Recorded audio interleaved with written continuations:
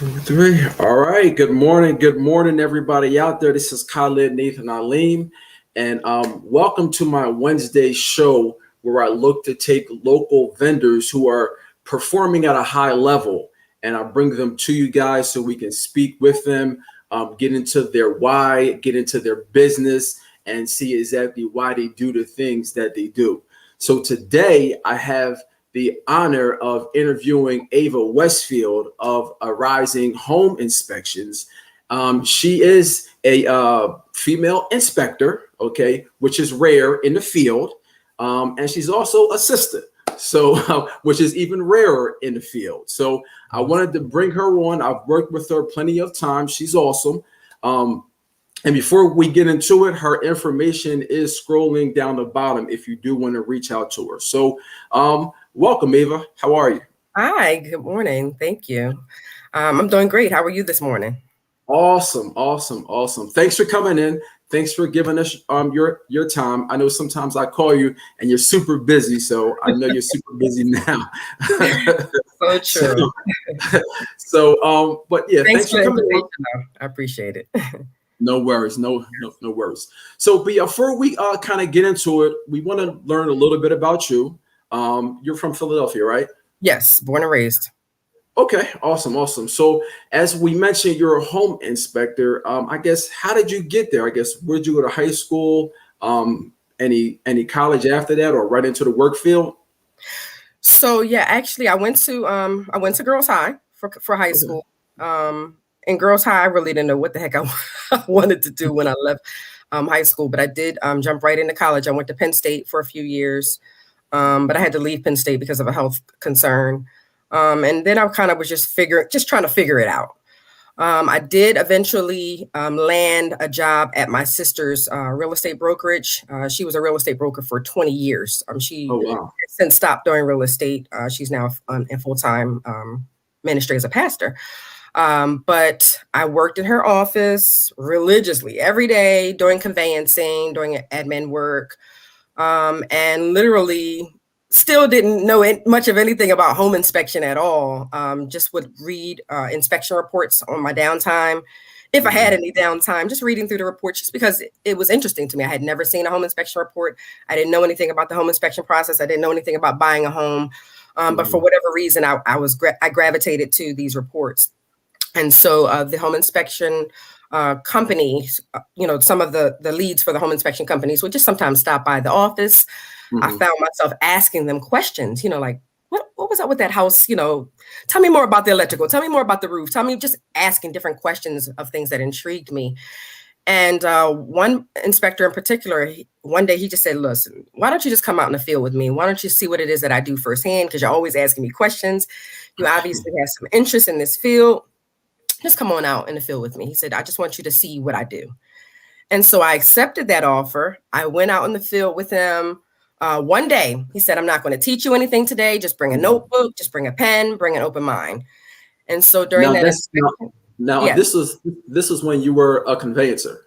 That's correct. I was a conveyancer. Okay. This was like the early 2000s. Okay. And for those of some people maybe just joining in and they may not be familiar with that real estate term, what does a conveyancer do? So basically a conveyancer handles like all the aspects of the paper of the transaction itself, the writing up the agreement of sale, like making sure all those things are in alignment with that file before it goes to closing. So that's okay. What we're handling. Okay, that's what I can. Right. Okay, proceed. All right, so I was handling. I'm sorry. I went to the inspection. I went with an open mind. Went with my notebook. Went with my pen, and went with an open mind. And at the end of the inspection, basically he just said, listen, just show me your notes. I want to see what you wrote down. And I show him the notes. And at that time, he's blown away. He's like, listen, you obviously have done this before. And I said, no, I've never done this before. Didn't even know anything about home inspection before I stepped foot in that real estate office. And he said, well, you have a natural attention to detail. You really need to pursue this further. If you're really interested in what it is that you saw today, you really need to pursue this further. This is something that I could see you doing because you have a natural attention to detail. Okay, gotcha. You say so, because right. Even then I was still like, okay, this is cool. This is still so new. I didn't really know what to do with that information. So it took me a while to decide that it is, it definitely was what I wanted to do. And I went to home inspection school from that point, and that was in 2006. Okay. So 2006, I jumped out of school, both feet on the ground, and started working directly under him, just getting mentored by that particular home inspector. Gotcha. Now, as far as you being in the office, you're in the office, and I guess you're just looking at the paperwork side of real estate. So do you think that's what really piqued your curiosity? Because it's like you're basically in the background, but you're not going through homes and you're not really hands-on. You're just doing the paperwork. Do you think that's what piqued your interest?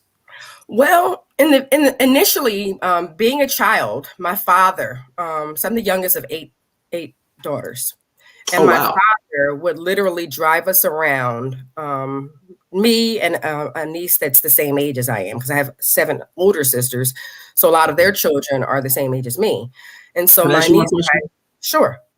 Okay. Do you know if your father was he trying for a son? So this is why he kept. I get asked that question all the time. I think my mom was trying for the son. Okay. But yeah, I get asked that question all the time. But he yeah, he got me. Hey, I don't know. Right.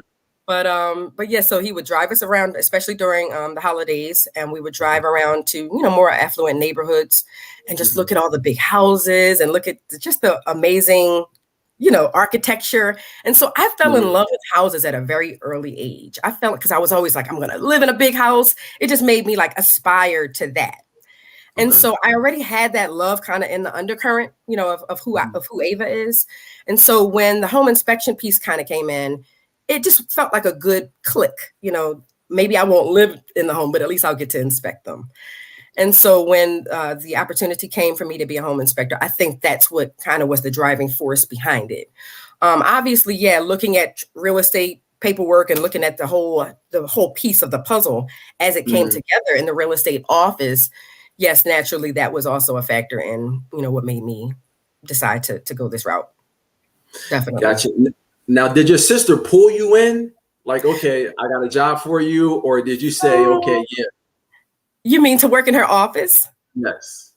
Oh yeah, she just said, "Look, you got the brains, you know what I mean, and I need you, you know what I mean. You need money, and I need you. Let's go." So that's how I started working there. No, sure. I can definitely relate, because even now, just being a real estate agent is like you see somebody that has talent, and you kind of want to bring them in to help you. Now, did you want to be like her, meaning that you wanted to maybe one day be a broker or one day be a real estate agent? So the one thing that I can say that I've always admired about my sister is her entrepreneurial spirit. So maybe not in a sense being a real estate agent or broker, but definitely in making my own hours and calling the shots and being a girl boss, just those things always inspired me about her. So yes, to that aspect of it, but not necessarily in a real estate sense. I didn't really know. I was still in my 20s at the time. I didn't really know what the heck, where I was thinking. So, but she was definitely a driving force behind just wanting to make my own decisions. Okay. Not be stuck to a 9 to 5. Now, are any of the other sisters in real estate? No, none of them. None of them. Oh, wow. Okay, just this one. And where's she at on a totem pole? Where's your other? She's the oldest sister. Oh. Yeah, and I'm the youngest. Gotcha. Okay. So you were a conveyancer, a home inspector came in, and you're just like, hey, I want to see what you do. I guess, did you ask him one time or 2 times, or did he kept coming in, or? He kept coming in. I might have asked him 10 times, And he was just like, okay, just come. Yeah, because I just have a naturally curious mind. So even if it's something that I don't know anything about, I'm going to ask questions. That's been my way since I was a child. They say the only questions that are dumb are the ones you don't ask. That's right. If that was a person, that'd be me. So, excuse me, I'm still battling through a cold. I apologize. But yeah, I ask a lot of questions for sure. For sure. And as the youngest of 8 kids, I guess you got to ask to get, Got to. Gotcha. Plus, I want to learn. I want to glean from everybody's experience. You know what I mean? Teach me. Okay with that. Now, when he took you through a property, I guess tell us about that first experience. Was it just a regular row house, or I guess what type of property was it? It was a row home. I can remember it like it was yesterday. It was on Chew Avenue. I used to remember the address, but I don't remember the address anymore. But I know the street. So when I pass by it, I'm like, yeah, there's that house. But yeah, it's down like towards where Chestnut Hill begins on Chew Avenue. And it was just a regular row home, and it was kind of beat up in comparison to, I guess, like the houses that I inspect now. Yeah, it was definitely something that an investor would go through and rehab for sure. Okay. Now, was he taking you through like you were the buyer? You know how when the buyers walk through with the inspectors, they have a bunch of questions, and the inspector may be pointing out things. Was he pointing out things to you? No, he was not. In fact, he was inspecting the house for a buyer, but the buyer wasn't present. So, I mean, literally, he might ask me a couple of questions just to gauge how much I knew. Okay. But he wasn't treating me as if I was the buyer. No, he just was inspecting the home and just asking me a few random questions as we would enter a different room. Okay. So that kind of exploded your curiosity as far as home inspection. I guess you probed him as far as, okay, how do I do this? How do I become a home inspector? Absolutely. And to waylay your question, but I can also remember at the final part of the home inspection when he throws up a ladder and he's like, okay, it's time to go up on the roof. And I'm like, who's going on the roof? He's like, you and me. He's like, we both going up on the roof. I'm like, nope, that's what we gotta draw the line. I'm sorry, we're not doing that today. He was like, no, really, like this is the only way. If you want to do this, if this is something you're really interested in doing, you got to come up on the roof. And I can remember that first day. I had never been on a ladder before. I mean, I've been on a step stool, kitchen step stool just to get some spices off the top shelf or something like that. Not an actual ladder to climb up on a roof. I had never done that before. And I accomplished it that day, but I can remember that ladder was shaking, like rattling. I was just completely just scared out of my mind. Not afraid of heights, just I didn't want to fall. Right. I understand. Now, I guess how do you get over that fear? Because I'm still fearful. I mean, the last time I was on a ladder, I had an investment property. I still have it in 2017. And I got up on the ladder because the first guy that did the job did it wrong. So I got another guy, and that's just a point of clarification for all my investors. Never have a general contractor do your roof. Always have a roofer. Always have a roofer do your roof. So I had a roofer, and he was like, "Yeah, come up, see." And I'm like, "I don't want to, but at the same time, I want to learn." And it wasn't from the ground to the roof. It was only from the second story to the roof. Okay. And it's cool going up. It's the coming down part that kills me. So how do you get over that? Well, the first thing I did was for that particular summer, that same summer that I, started in this field that I didn't even, wasn't even sure what I was doing. He encouraged me, every couple of, maybe I would say at least once a week. We were just practicing. Go up, come down, go up, come down. We were just doing on the side of his home. Go up, come down, go up, come down, teaching me to, push it up into place, pull it back down and go up, come down. We practice it over and over again. But in spite of that, that was 15 years ago. In spite of that, there's still some days that I'm like, like you said, the going up part is easy and the coming back down is like, all right, Lord, if I don't make it, so it's still some contemplation even now, so many years later, where you just find yourself in like the slope might not be just right. You know what I mean? Thankfully, I have my dad at the bottom, usually holding the ladder. It's still a little fear and trepidation that comes with that for sure. Okay. Yeah. So now you take your classes, like you said, that was 2006, right? Yes. Okay. You take your classes and now you come out. Now, I mean, me from being in the business, I know you can go, well, correct me if I'm wrong, but you can either go your own route or you can work under somebody. So in 2006, things were a little different than they are now. I always say people who are coming into the field now got it easy, because literally you can go through the training sessions and training course. Once you complete it, if you pass that test, with like a 80 or better, you can just branch out, do your own thing. Not back in 2006.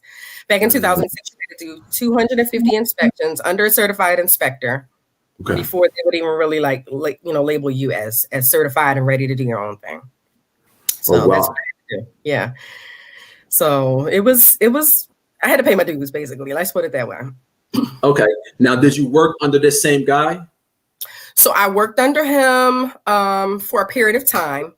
And unfortunately, between me being sick with Crohn's disease for a while, I had to put it on pause for a while. And then when I went back to start working with him, he unfortunately passed away in a drowning accident. Oh, wow. Yeah. Like the day after Valentine's Day, he was proposing to his girlfriend on Valentine's Day. And the day after, he was in Hawaii and drowned in an undercurrent. Yeah. With his girlfriend. Oh, wow. No. Right, that's super tragic. So that had a huge impact on me. So that even made me take an even, more of a step back with it, because it just was devastating, because he was really my way in, and I felt like he really held my hand through the process. So. Gotcha. So I did eventually figure out ways to make it work for me. I started doing commercial inspections. I even went to work for FEMA for a little bit. Just disaster declared areas, mostly hurricanes. And I would go and do home inspections just for people whose home was just devastated by some type of disaster. I did that. That with the 250 hours, or is that one? Nope. That was just something that I did to basically give me more experience with working with people, more experience with going into people's homes. No, that did not count towards my credit hours. It did not. I had to come back and work under another inspector, and then eventually I attained that. Wow, that's a lot of background. It is. Okay, so you like you said, you work under somebody else, and then you're done your 250. Okay, so now, are we opening the business then? Yes. Okay. Gotcha. Yes, I opened the business about 6 months after that. So it took me a really long time to get those hours in, but I was determined. I got it done. Awesome. So I guess you have the home inspection part. What about the running of the business part? I guess, how did you prepare for that? Or are you just kind of, I don't want to say trial and error, but it's like, okay, I'm just going to go out and do inspections? Some of it was trial and error. Some of it was trial and error. Some of it was depending highly upon friends that I know who have entrepreneurial background, who are business owners, asking them just different aspects of how to start a business, what to do, how do I need to set up my accounting, those things of that nature. And honestly, positive reinforcement from another local home inspector who I consider to be, I don't know if I considered him to be a friend, but I'll say he was definitely supportive of me during that process. So yeah, just a lot of people kind of pouring in, taking what I could take. And some of it was trial and error. But thankfully here I am, 4 years in and really doing well. So I'm grateful for that. Awesome. So you start in 2006 and you open your own business in what, 2017, 2018? 17. Yep. 17. So, yes. Okay. Awesome. So you do that. Now, when you first open it, what happens? Is the phone ringing off the hook? Because 2017, the market is not like the market is right now, but it's still, it's not 2009 or 2008. But how was it as far as you initially, when you got started? When I got started, it was like crickets. I was sitting there looking at the phone, waiting for it to ring. I can remember getting my first call.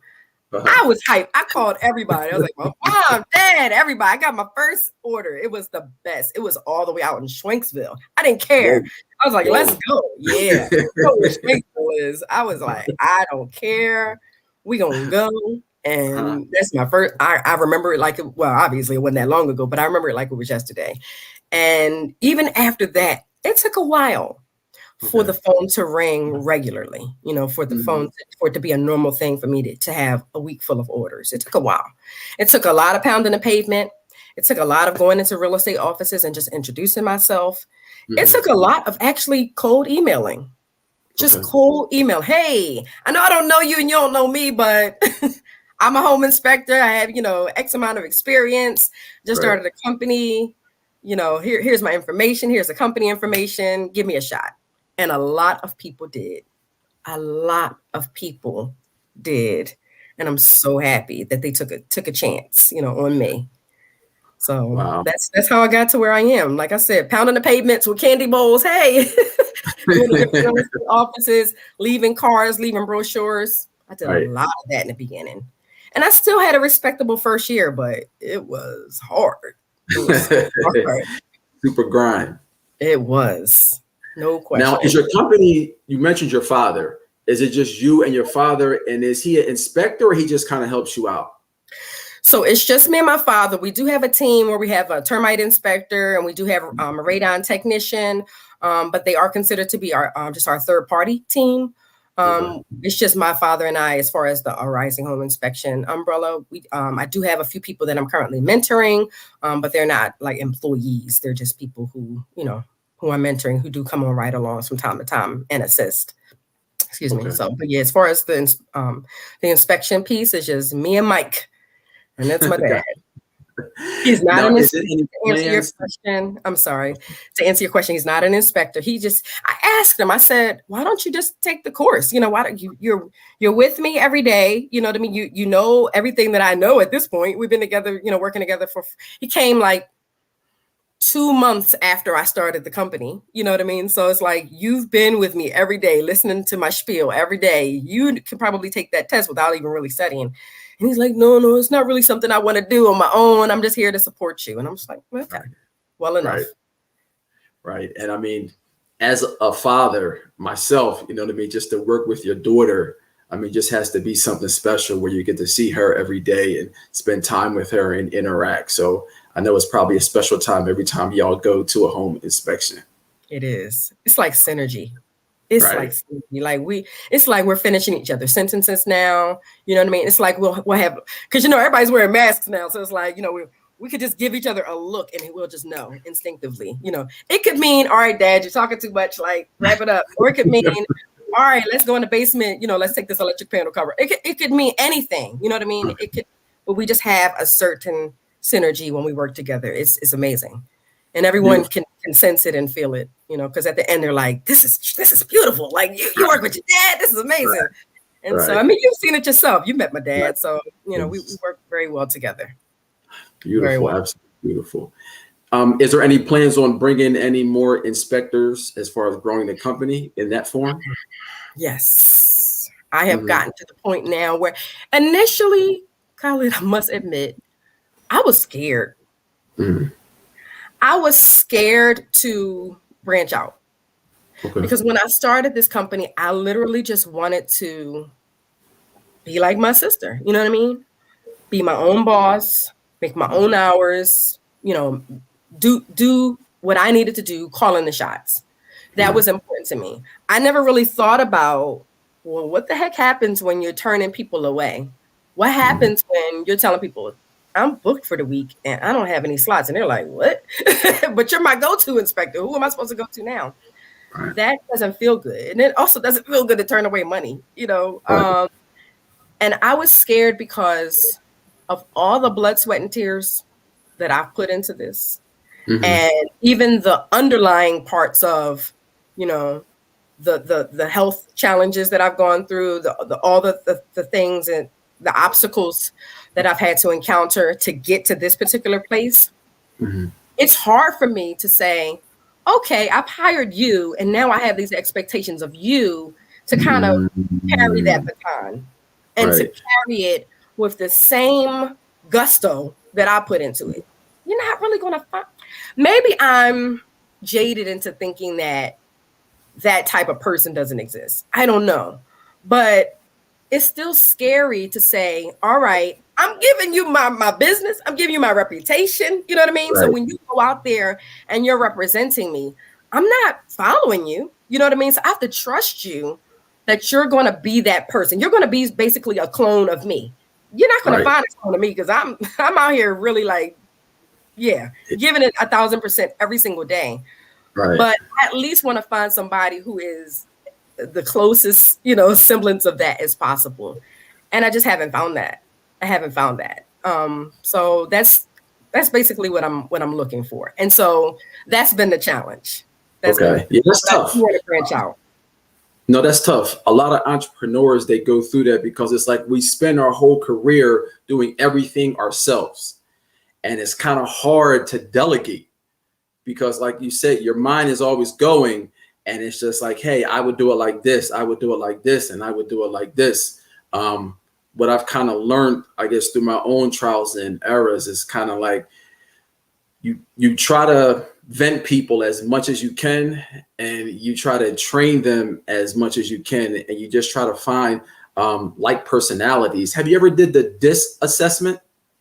I have. I did it in college. I am familiar with what it is, but it's been a long time since I've done it. Me too. I've heard that's how people kind of they'll use the DISC assessment on employees to kind of see, okay, how good of a fit would this person be in this role? That's a good idea. You definitely could check that out. Now you're like you said, you're at a place now where you're calling the shots. If I'm a home inspector or I'm somebody just like you, or I'm coming out of college and I want to be a home inspector. Real life, I did have a person recently who wanted to be a home inspector. What's your advice to them? How do they get started? And what's the best track for them to become a home inspector? So to answer that question, just to back up a little bit, I actually have connected with a woman named Nita. I'm trying to remember what her actual name is. House Hunter 216 on Instagram. And she's in Cleveland, Ohio. And she has actually just started a program where she's training new home inspectors. And so she's reaching out to me to see if I can, provide mentorship, and training in the Philadelphia area.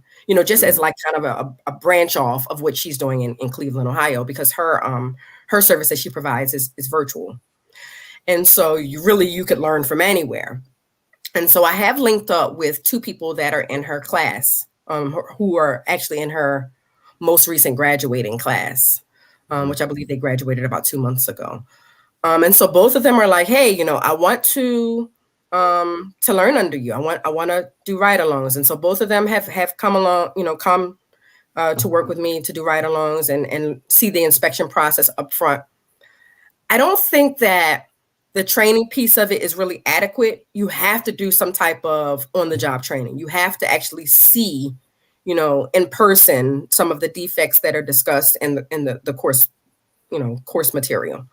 You have to, there's no way that you'll be able to just learn whatever the book says or whatever the virtual course says and say, okay, I'm going to go be a home inspector. It really doesn't work that way, because even now, houses will differ from Philadelphia to Levittown. The houses are different.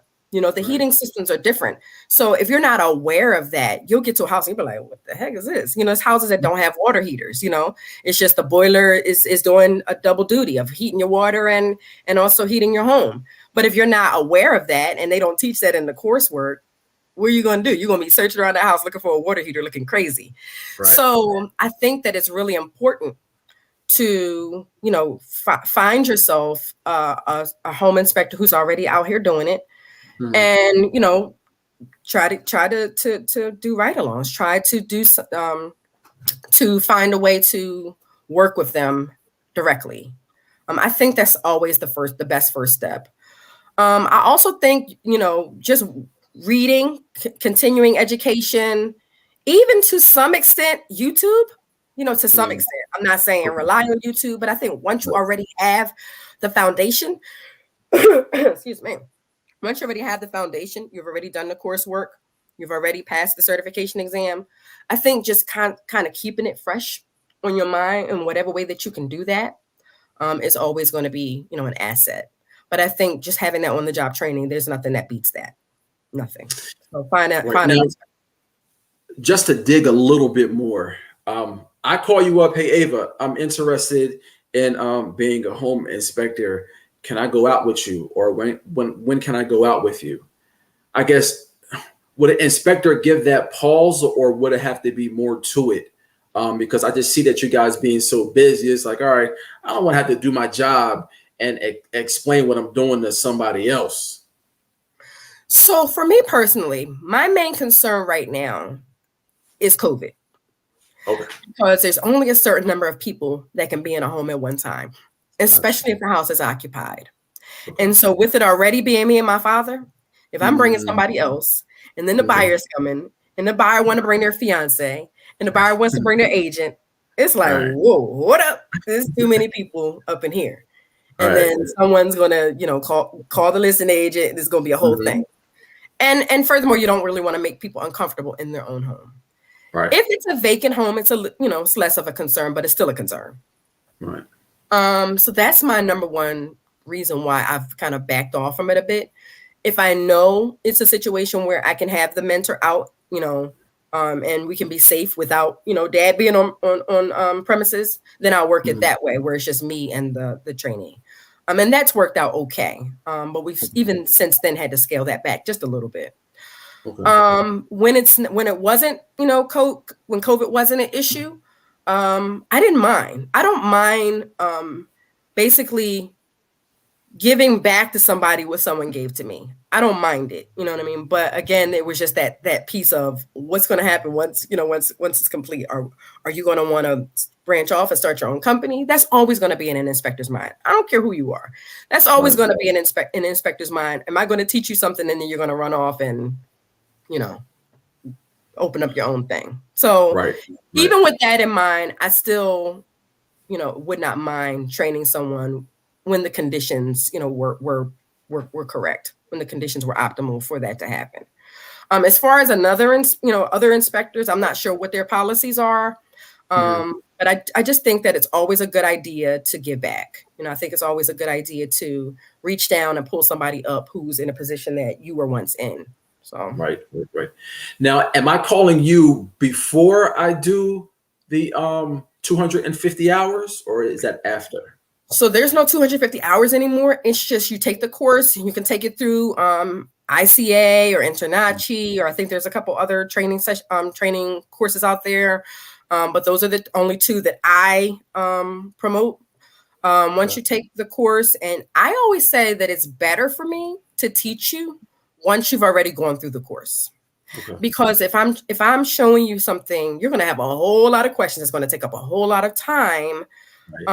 If you don't even have the basics down. So I think that it's important to go through that. And it also gauges how much you're actually interested. It gauges your level of commitment to it. Okay. So once you've completed the course, again with ICA or Internachi, then hit me up. Then we'll chat more. I think that's best. Okay. That way you can make sure it's not a waste of anybody's time. Right. Facts. Now, being as though that you're a woman of color in a white male dominated industry, have you experienced any pushback because of that in certain situations, as far as going in homes or just in general? Okay, so I've only experienced pushback because of my color once, and then once in 15 years is not bad. Right. But I've experienced pushback because of my gender a whole lot. And honestly, it's mainly from men of the same color who are just like, what are you doing, little lady? What you not doing this inspection, right? oh, your dad's the company owner. Okay, and he taught you what you know. And I'm like, not quite. My dad was sitting on the couch watching Westerns, retired and not doing nothing but exercising his thumb, and came aboard. So it didn't work that way. But people are still baffled by that because they think that it's the other way around. They think it's my dad's company, or that in some way he taught me what I know, which is it's just wrong. I mean, we have these social norms that we've kind of created in our minds that men, do the grunt work or the male dominated things. It's not when you see a woman show up, you're like, okay, what the secretary doing here? You know what I mean? So I've had plenty of people. In fact, just yesterday, I got a call from a listing agent. We had some scheduling conflicts for this particular inspection. And at the end of the conversation, she's like, okay, so are you going to tell your guy to be there at 4:00? And I'm like, what guy? She's like, the inspector. You're going to relay the information to him? And I'm like, you just did. And she's like, is he on the phone? She didn't get it. She didn't get what was going on. She's like, is he on the phone? Like, no, I'm the inspector. And it was crickets. And she's like, oh, snap. You're the inspector? I've never had a woman. Like, I think it's more so surprised than it is like disgust. You know what I mean? Okay. Or like, like you can't do that. But I have had a few people try me, you know what I mean? Where in the beginning, they might bring the female buyer might bring a father or a grandfather or somebody who's either been doing construction for 30 years or electrical engineer or plumber or some type of trade. And when I show up to do the inspection, they're like, well, did you just graduate? Well, how much do you actually know? Yeah. Where? Yes. Wow. How much do you actually know? Like, are you sure you're equipped? Are you certified? I get so many questions. By the end of the inspection, they're like, you know what? You know your stuff, girl. I'm so tired of proving myself, Khalid. I'm so tired of it. I'm tired of proving myself. But yeah, at the end, I'm always getting props. I'm getting fist bumps and all kinds of stuff. Why didn't you just give me the benefit of the doubt? You're right. Why y'all gotta make it so hard on women, Khalid? Why? Right. I'm not saying y'all, because I'm not saying you, because you gave me a shot. But men in general, like, wow. I do get that kind of like doubt for a second, Okay. So they see me work, and then they're like, okay, she knows what she's doing. I'm gonna leave her alone. In fact, can I get some cards now? Oh, now you want to promote me? Okay, all right, cool. Right. Just a second ago, you was asking me, what do you know? Or are you sure? Did you just graduate? Yes. And man. And they're like, I need to tell everybody. And so I'm like, all right, well, if I got to prove, then I got to prove, because I'm definitely going to prove it, because I know my stuff. Right. And it seems because of your personality, it just seems you take it with stride, and it's just like over deliver. And then they come back and it's like, my bad. Got to. Like I said, I'm tired of proving, but I will prove. You know what I mean? If that's what I got to do to win you over, then I do it. And I do it with a smile. You know what I mean? Because I know that that's kind of like, it's like, what do they call it? Unconscious. You know what I mean? Like the things that kind of have been taught to us, that we're not even aware are ingrained in who we are, that you don't think that a woman could do this job. I don't think that that's like somebody wakes up in the morning and just says, oh, women can't do this, women can't do that. It's just kind of the way we were taught. And so if whatever I can do to unwind that, you know what I mean, or erase that, then I'll do my part. I'll do my part. Because now, do you see the female inspectors out here? Right. I was going to ask you that. Do you see that trending up? Do you see more female inspectors coming into the industry? I do. In Nita's class, there were a lot of women. The one that I was just sharing with you, House Hunter, there were a lot. I think there were more women in her class than men. Oh, wow. And they were women of color, not necessarily Black, but women of color that were in that class and killing it, So yes, there are definitely women that are finding out about this industry, just as I did in my 20s, and saying, you know what, I want in. And so the two that I'm kind of mentoring on and off are both women. And so now when you say that, of course, sometimes there's a concern or a safety risk, and you have your father there. So of course that kind of negates it. But I guess what could you do if you didn't have your father in the business? And I mean, you're in a usual inspection takes an hour, hour and a half, 2 hours, depending on the size. And you could be there with another man. And I mean, because of the situation, there are concerns. I guess, how would you overcome that, or how would you combat that if you didn't have your father? Well, I didn't always have them, so it's from 2006 to 2017, very largely, those inspections were done with me, just me alone. There were times when I worked under the company that I worked for prior to starting my own company, excuse me, that I did have the certified inspector that I was working under was a male, so it was the two of us working together. But for the most part, it was just me by myself. During that time, I never encountered any acts of violence or anything like that against me. But we also have to consider the fact that was a different time. And 2021 is just a crazy year. Just alone, 2021 is crazy. From 2017 to now, yeah, we've definitely seen an uptick in violent acts. We've definitely seen an uptick in gun violence and things of that nature. Especially in Philadelphia.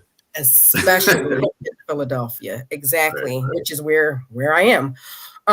So it definitely pays, to have a male presence, namely my father, who ain't gonna let nothing happen to me. I don't, listen, he'll be like, take me. He ain't let nothing happen on his watch. Not at all. But for those who don't have that, I say protect yourself.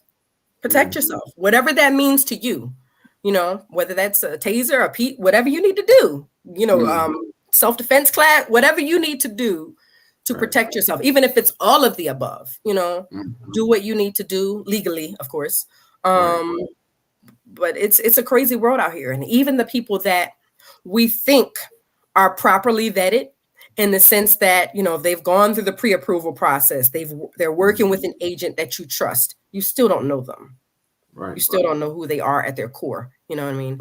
And so it's always a good idea to make sure that you're protected, especially being a woman and going into some of these houses that, are sometimes remote. They're not always row homes or homes that have, other houses close by. Sometimes it's definitely a remote situation where if you're screaming, ain't nobody gonna hear. So yeah, just being real, so definitely protect yourself, do what you need to do to make sure that you get back home to your family, for sure. Gotcha. Okay. We're going to shift gears a little bit here. I do want to talk about, maybe if you could just give us maybe 5 common red flags that a home buyer should be looking for when they're going through a house, because I deal with a lot of first-time home buyers, and they're green on what they should be looking for.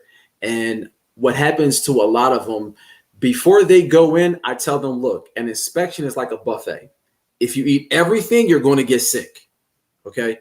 What you really want to be looking out for is things that can kill you, and just major issues. Not every knob should be looked at. Oh, I got a lemon of a house. So what are 5 common red flags that if you're going through the home inspection and you see this, like, that should be a cause for concern? Got it. So when thinking of like getting out of the car and walking up to the home, my first red flag that I could think of would be any issues with the exterior grounds that could cause concern. We're talking about like if the deck is rotted, you know what I mean, or if the walking surfaces are really chewed up, or there's a lot of trip hazards. I know that might not seem like a big thing, but if you're talking about a person who might have a specific type of financing, of course, that's going to be an issue with the deal. And then, of course, it could be a safety concern. So that would be my number one thing. It might not seem like it's really high up on the list, but that's definitely something that could pose concern, for the deal. So, damaged walking surfaces, or damaged deck areas due to moisture damage or rot. That would be my number one thing. And that's something that you can pretty easily see, as you're walking up to the home or as you're entering like a rear or side deck or front deck. On the inside of the home, I definitely would look for any type of staining or any type of mold. So staining, meaning like from the roof or from the sidewall or, maybe in the basement area, to look for, major staining. I'm not talking about a little pin dot. I'm talking about something that looks like there's a definite problem going on. You definitely want to look more into that. Let's see. I was trying to think about just things that I encounter on a regular basis. Just walking through the home. In my mind, I would think aged, not necessarily. I was going to say like aged appliances, but sometimes that is not necessarily an issue because aged appliances, sometimes they work just better than the newer ones do. You know what I mean? Right. They fire right up and everything is good with that. Right. So let's see, Khalid, you stumped me a little bit. Let's see. 5 red flags. Because I'm thinking of when you're a first-time home buyer, there are certain things that if you don't have a skilled or a trained eye, you're not like, even if I say it, you're not necessarily going to know what that in particular looks like. But what I will say is when you're going through the showing on average, how long is a showing? A showing is maybe like 10, 15 minutes. Okay. So 10, 15 minutes is long enough to at least run some faucets, you know what I mean? Run some water in the home, you know what I mean? See if there's any major plumbing leaks or major, waistline leaks. I think that's always a good thing to do when you're in a showing, you know what I mean? Because it kind of gives you at least a preliminary idea of what's going on in the plumbing system. If there's any backups or, things like that. I think that's a good idea to run water when you're in a showing. And then I'm not saying, sit there and stare at it, but just run it, keep an eye on it, but still walking through the home, but just run it and just see what happens. I think that's a good idea when you're in a showing. Provided that all the utilities are on, you're purchasing that type of home. Because some homes are not built like that. Right. Were you about to say something? You got to look on your face like you're about to. Yeah, mold. I just had an encounter where I had a pre-inspection. So I had an inspector come through and he did a pre-inspection. So we weren't under contract yet. So it wasn't one, I don't know if it's called a pre-inspection, that's just come to my mind, but he didn't write anything down. We were just walking through the home. It was just a walkthrough. And we did the walkthrough. He didn't see any mold. And I've been to the home twice, one for the first showing and then one with him. I was with him. And we're walking through and we didn't see any mold. So the buyer buys the house and then now there's mold all in the house, like through the wallpapers and back of the wallpapers. And it just kind of blew my mind. And the reason is because, again, I walked through it twice. I see no evidence of mold nowhere. The inspector walked through it. He didn't see any. And the buyer, the first time, they didn't see any. So it was just baffling me. Okay, how could 4 people or 3 people, one person seeing it twice, miss this? Or could it be something that developed after the person bought the house and maybe because it was an older house. An older gentleman had passed away and his estate was selling it. So I was stumped. Like, okay, I was in it twice. I had an inspector in there. The buyer seen it. None of us seen any signs of mold. But 2 or 3 weeks later, now there was a bunch of mold behind the wallpapers and kind of all over. And I don't know. What do you think about a situation like that? I actually had a similar situation about a month ago where it wasn't all over the home. It was just in the mechanical room. But the mechanical room, literally, when I went back, it was black from mold. Oh, wow. And there was no mold. Like you said, none whatsoever. So we had to just get down to the bottom of the ventilation. The ventilation was, substandard, and that was the reason why the mold was developing. especially in a season, where our weather has been kind of unstable. You have your cooling system on, that's kind of giving off, putting moisture into the air. If it doesn't have anywhere to go, then obviously the walls are going to sweat. It's dark in the mechanical room. Yeah, that's going to lead to mold. So yeah, it's usually substandard ventilation is the culprit, because there's just naturally occurring, not naturally occurring, but there's moisture in our air, from various sources. So definitely I would say that ventilation is normally, or substandard ventilation is normally the culprit. But I would think that it could be from a couple different things. I don't know if how well the house was insulated. It's just it's a number of different things. Did you guys ever get down to the bottom of what caused it? No. They just had to, I guess she mediated it. I guess they mediated it and they're just kind of taking it from there. But it's funny because I seen the inspector in the grocery store after. And I'm like, hey, man, you came and I know we looked through it, but it just was rampant with mold after that, which was kind of surprising to me. I never heard anything like it before. So just wanted to see if you had any opinions on it. I guess, is there anything else that comes to mind as far as what a first-time home buyer could look for when they are walking through the homes? I would just say any type of interior damage. If you're looking at, say, a crack in the wall, if the crack has what's called displacement, like, all homes have some form of settlement cracks. But if an interior exterior wall has what's called displacement, like say you have the crack in the wall, and then say part of the crack is pushed forward, part of the crack is pushed back, you could feel like the inside of the crack. That's usually some form of a structural issue if it has at least a 1-inch displacement, not a little teeny, displacement. Or if you could feel along that crack and it feels pretty level, with the exception of where you feel the space in the wall where the crack is. If you can feel like an actual gap, in that crack, then that's usually cause for concern.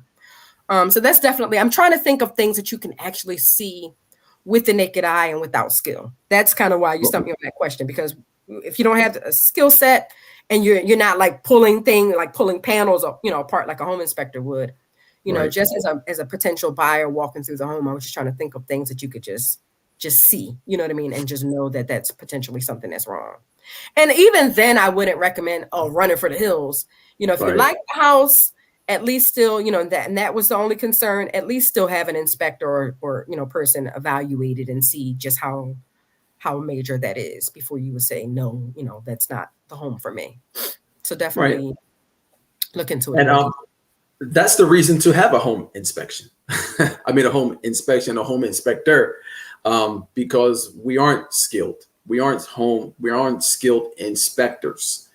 So I always caution my buyers, hey, listen, don't make a judgment on it. Let's get a qualified home inspector in here. Let them look at it. And then we can kind of go from there. Yes. So that's why that so many people are waiving inspection. Right. Well, one way that I've been not getting around it, but trying to have the home inspection before we make the offer. So I'll have like the one that I just mentioned. I'll have the home inspector come and we'll do a walkthrough. Got it. So that if we're looking to waive the inspection, we'll do a walkthrough before putting the offer in. I'm giving people I'm giving some realtors out there my sauce here, but I've actually done that. I've done that a couple of times yeah. So it's a good idea. Try to have them in there beforehand, and then we can put it in without an inspection and kind of take it from there. Good idea. That way they can kind of get on top of whatever might be wrong. And then you say, okay, this ain't the house for me. Let's move on to the next one. Right. And most inspectors will do that for you. And it's not a full inspection fee, so it's a couple $100 and pay it and have some peace of mind. Right. And kind of move on. But all right, we're reaching time here. So I want to let everybody know, I definitely give her Ava a personal endorsement. I've used her plenty of times. You can see scrolling at the bottom that you can go to her website, arisinghomeInspection.com, and give her a call at 267-410-HOME. Anything else you want to leave us with? No, I just, the only thing is that I really, really, really love what I do. I really, really love working with first-time home buyers. I feel like I can always feel kind of like that anxiety, you know what I mean? Of anytime you're a first time at anything, you know what I mean? There's some, especially if it's something big, obviously not small stuff, but if it's something big, it's a big decision, you know what I mean? There's always going to be some butterflies or some anxiety involved with that. And I really, really love working with first-time home buyers just to try to, tell a well-placed joke while educating you about the home that you want to purchase, even breaking out the tape measure and helping you decide where you're going to put your couch. I love being a part of that process. You know what I mean? Maybe being a woman kind of gives me a tap into that too, but I just really, really love what I do. And so I'm hoping that shows in everyday interactions that I have with my clients. So thank you for this time. I appreciate it. No problem. And hopefully we'll be seeing a program like they have in Cleveland, maybe for aspiring home inspectors, so they can kind of have a group and somewhere to go versus just kind of being out there in the inspector world. Yes, Nita and I are discussing it right now, so it's in the works. All right, cool. Well, I know you're super busy, so thanks for giving us this hour of power. And I'm always here if you need anything. And if anybody doesn't get in contact with her, but wants to get in contact with me to get in contact with her, I have her information and all that good stuff. So thanks, and I will see you in these real estate streets. Yes, sir. It's always a pleasure working with you. Thank you. No problem. Take care. Are you too? Bye. All right, I think it's almost off.